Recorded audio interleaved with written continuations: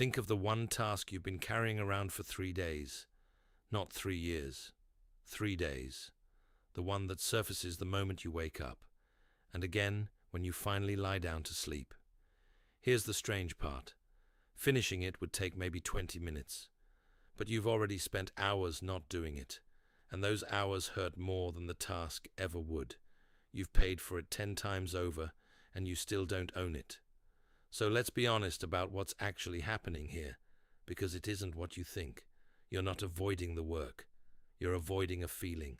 And tonight, slowly and without any blame, we're going to take that feeling apart.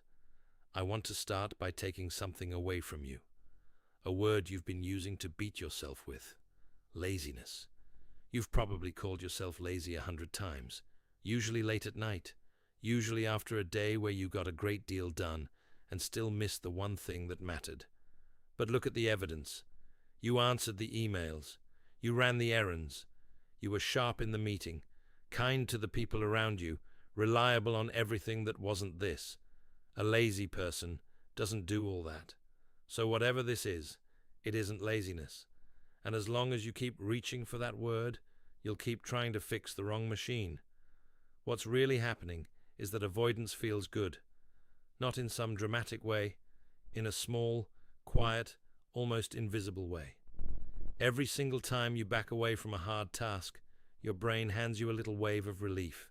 And relief feels like reward. Your nervous system doesn't file it under failure. It files it under win. So without ever deciding to, you're being trained. Rep after rep, your brain learns that flinching pays, and it learns to flinch a little faster each time. Watch it happen in yourself the next time something big is due. Suddenly you answer 3 emails that could have waited a week. You refill your water.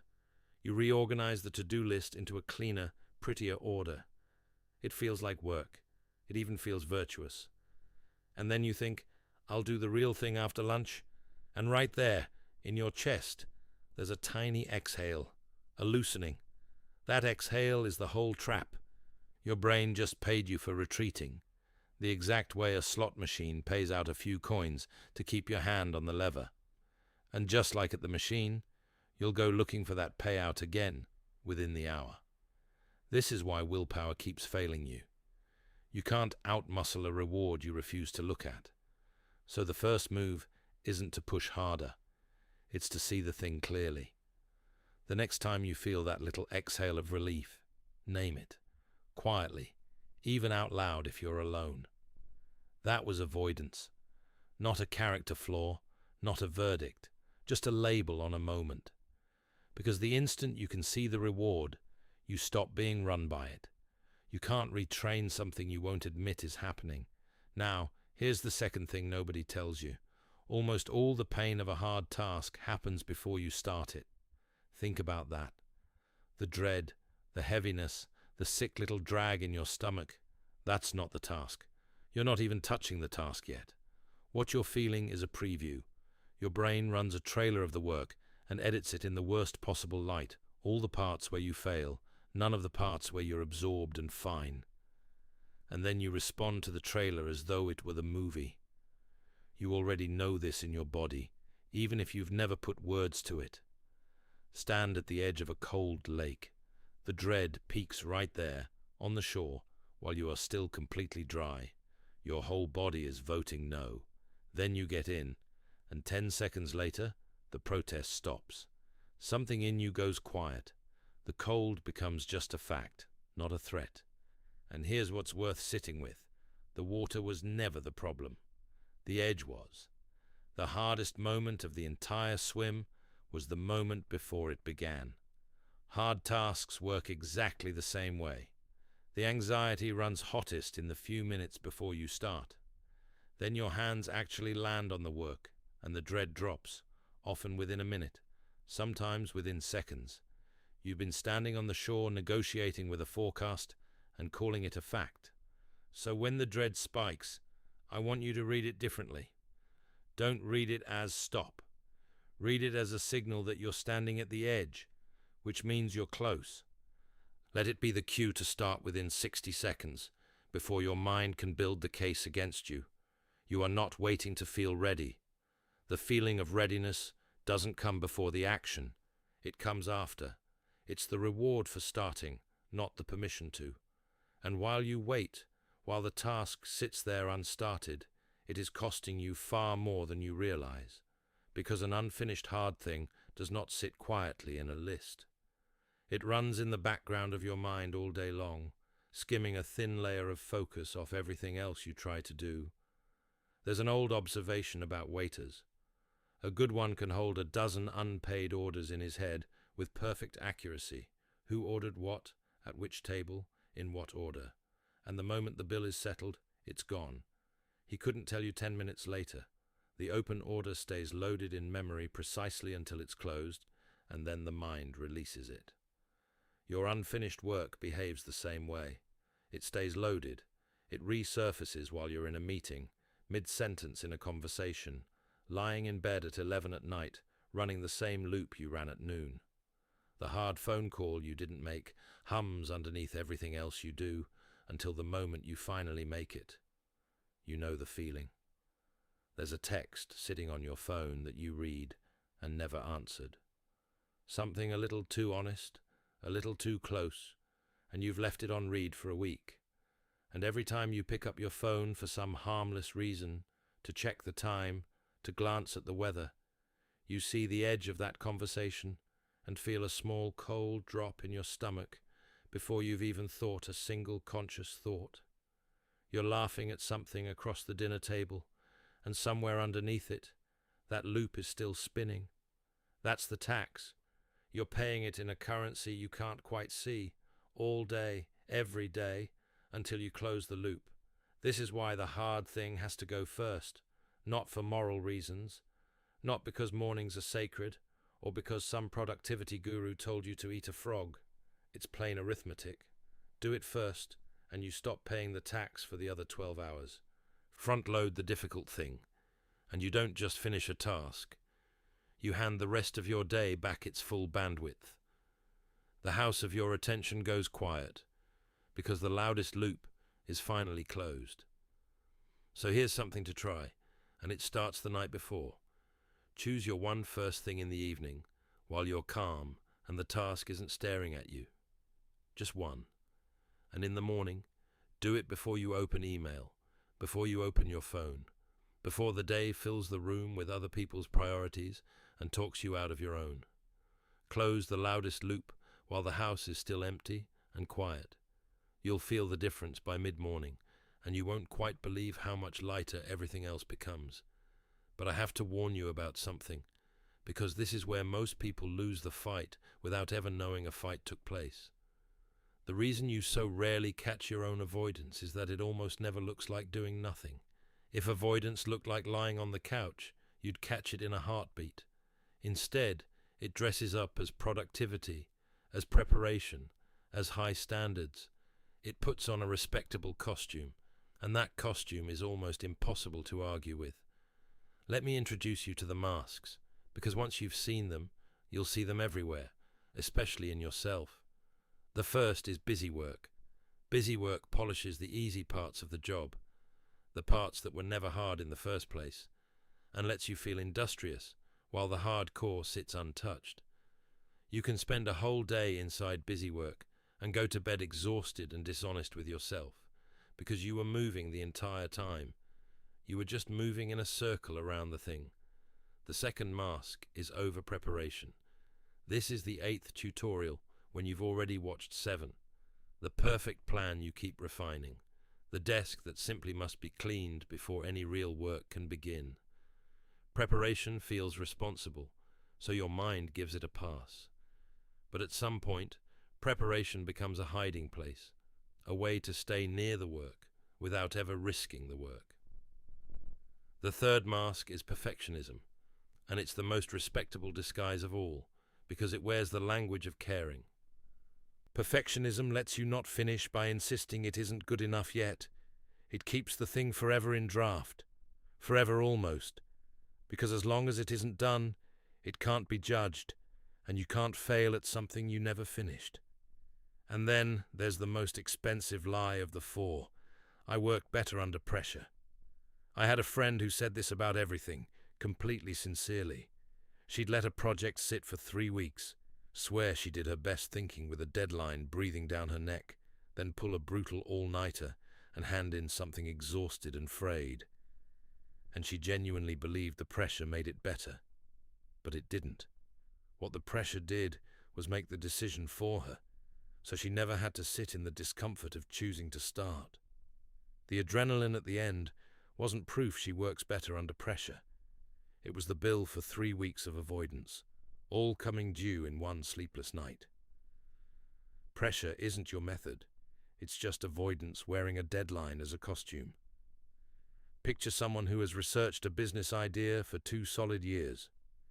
He's read the books, listened to the podcasts, filled notebooks, built spreadsheets, refined the name 3 times, and in 2 years he has never once tried to sell a single thing to a single human being. He'll tell you he isn't ready. The truth is, he was never stuck. He was hiding, in plain, productive, admirable sight. The masks let him avoid the one terrifying thing, the moment of offering his work to the world, while looking like the hardest worker in the room. So here's the one question that cuts through every disguise. Ask it of anything that suddenly feels urgent. Is this moving the hard thing forward, or is it moving me away from the hard thing while looking busy? Sit with it honestly. If you can't answer cleanly, if there's a flicker of evasion in how you reach for the answer, it's almost certainly a mask, and naming it is most of the cure. Now, if everything I've said so far is true, that the dread is a forecast, that the worst moment is the edge, that the start is the whole battle, then the strategy almost writes itself. You don't need to make yourself want the task. Wanting is too much to ask. You only have to lower the cost of the first move until starting requires almost no willpower at all. Forget the mountain. The mountain is not your problem. Your only problem is the first step, and the first step can be made absurdly, almost insultingly small. There was a novelist stuck on a book for weeks, frozen at her desk, the cursor blinking at her like an accusation. So she made herself one rule, and only one. She only had to write a single ugly sentence. That's it. One bad sentence she had complete and total permission to delete the moment she'd written it. And of course, you already know how this ends. Almost no one writes exactly one sentence. The wall was never sentence 2 or sentence 40. The wall was always sentence 1. Once she was moving, moving was easier than stopping. You can use the same trick on the thing you dread. Say you've been putting off a run on a freezing morning, and the whole run looms in your mind as 40 cold, miserable minutes. Don't commit to the run. Make the only commitment putting on your shoes and standing outside the front door. That's the entire deal. You're allowed to turn around, but you won't, almost never, because your brain violently resists the mountain and barely even registers the first step. It doesn't sound the alarm over shoes. And the moment you're outside, in motion, continuing is simply easier than going back in. So define the 2-minute version of your hard thing, and define it tonight. Open the document. Dial the first 3 digits of the number. Write one bad line. Lay one brick. Make starting, not finishing, never finishing, the only thing you're allowed to require of yourself. Finishing will take care of itself far more often than you'd believe, because momentum is real, and it's on your side the instant you give it something to push against.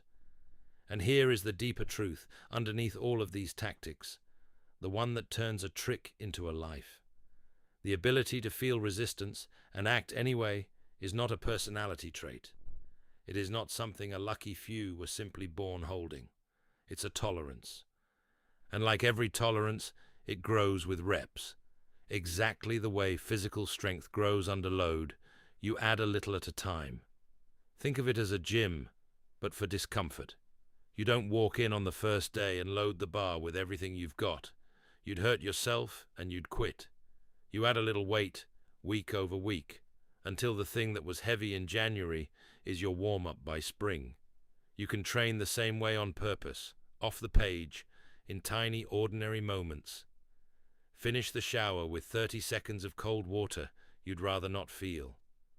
Let the urge to check your phone rise up in you and sit with it for 1 full minute without obeying it. Just feel it crest and pass. Say the slightly awkward true thing in the meeting instead of the smooth, safe nothing.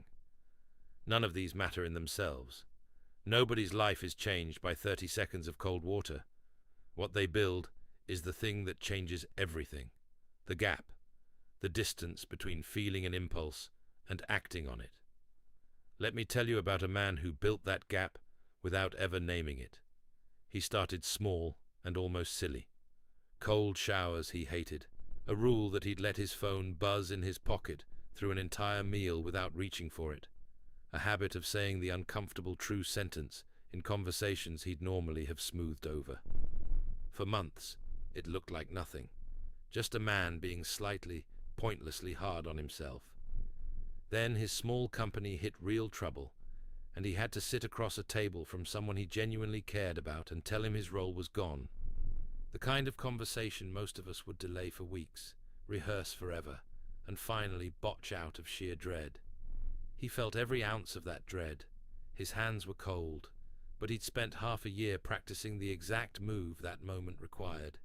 Feel the resistance and act anyway, just on smaller weights. So he sat down and he did the hard, humane thing, on time, with his whole attention.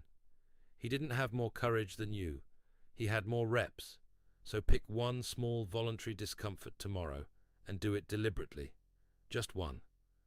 Understand clearly what it is and what it isn't. You are not punishing yourself. You are not proving you can suffer. You are widening the distance between feeling resistance and obeying it.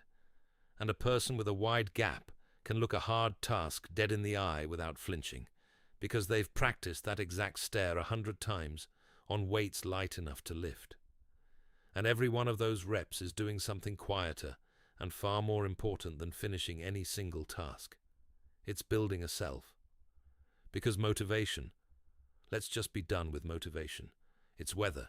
It comes, it goes, it's gone by Tuesday. And you cannot build a life on weather. What you can build on is identity. And identity isn't a feeling you summon. It's a case you slowly assemble out of evidence. And every hard thing you do first is one more small, undeniable piece of proof that you are the kind of person who does hard things. Imagine 2 people starting the same year with the very same goal.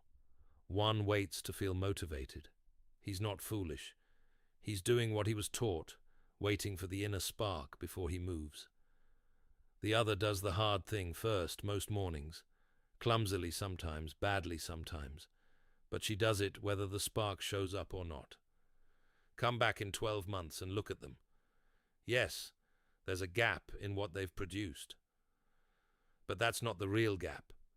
The real gap is self-trust. She has now watched herself keep a hard promise to herself hundreds of times. So when the next hard thing arrives, there's no long negotiation, no committee meeting in her head. Her own track record votes before her mood can even raise its hand. That's the thing avoidance steals that you almost never count. Every time you back away, you're not just leaving a task undone. You're casting a small vote in the other direction, quietly teaching yourself that you're someone who doesn't follow through. And that belief compounds.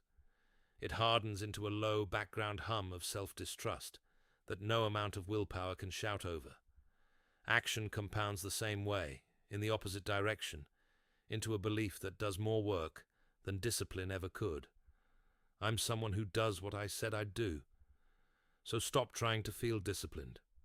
Feelings are unreliable witnesses. Start collecting evidence instead. Keep one hard promise to yourself today, on purpose, however small, so that tomorrow you wake up with proof of who you are. Here's an image to keep. Walk across a fresh lawn the same way every morning, and in time, you wear a thin path into the grass. City planners have a name for it, a desire path. Nobody designed it. It appeared because someone went the same honest way again and again, until the ground remembered. That's what you're building every time you do the hard thing first. Not a feeling, a path, a worn, familiar route through the resistance, so that one day starting isn't a decision you agonize over. It's just the way you go, because your feet already know it. But I'd be lying to you, and you'd stop trusting me if I pretended that path stays perfect once you've worn it. It won't. You'll keep it for 9 days, and then a brutal week will come. You'll get sick, or slammed, or quietly knocked sideways by something in your life, and you'll fall off. You'll avoid the hard thing for 3 days straight. And what happens next is the part that decides everything, far more than the falling off ever did. Because here's what most people do. They look at the broken streak, and they don't just see 3 missed days. They see proof. See? I always do this. I knew I couldn't keep it up. And then comes the shame spiral, which is its own kind of avoidance, the most cunning one of all, because it dresses up as honesty and humility. You tell yourself you're just being real about your failures, but all that self-punishment does is keep you away from the path even longer. The shame doesn't pull you back. It pins you down. 3 missed days quietly become 3 weeks, not because the path closed, but because you decided you no longer deserved to walk it. So I want you to understand something about that desire path in the grass. When you stop walking it for a few days, it does not vanish. The grass straightens up a little. It looks fainter. But the path is still there, pressed into the ground, waiting. You do not have to repave it. You do not owe it some grand dramatic comeback, some Monday morning total life overhaul to earn your way back. You just have to step back onto it. One ugly first step, exactly the same move that started the whole thing. Not a reckoning, a step, and drop the math entirely. The bitter arithmetic of I missed 3 days, so now I have to make up 3 days. You don't. That's avoidance talking again, making the return so heavy you'll never attempt it. There is no debt. There's only the next step, available to you right now, on the very same terms as the first one ever was. The people who actually change are not the ones who never fall off the path. Nobody never falls off. They're the ones who shortened the gap between falling off and stepping back on, from 3 weeks to 3 days to by tomorrow morning. That's the whole skill, not perfection, a faster return. Falling off is not the failure. Staying off is, and staying off is a choice you get to stop making the instant you decide to. So let me leave you with a different way to see the thing you've been carrying for 3 days, or 3 months, or 3 years. You've been treating it as a wall, the obstacle standing between you and the life you actually want. But it was never a wall. It's a doorway. It's the exact place where the life you want is trying to get in, and you've been standing in front of doorways your whole life, calling them walls, and turning around. The work was never to become someone who stops feeling the resistance. That person doesn't exist, and if he did, you wouldn't want to be him. He'd have stopped attempting anything that mattered.